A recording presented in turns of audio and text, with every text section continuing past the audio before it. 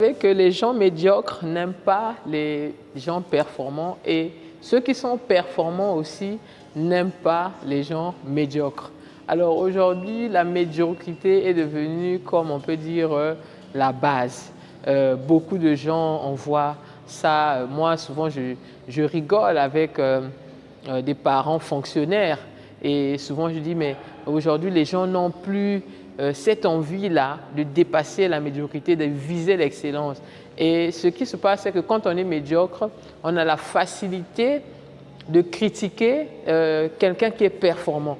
Quand on est médiocre, on a la facilité de trouver une tâche sur quelqu'un qui fournit des efforts au quotidien. Mais quand on est aussi performant, on ne veut pas être entouré des médiocres. Ça, c'est un fait.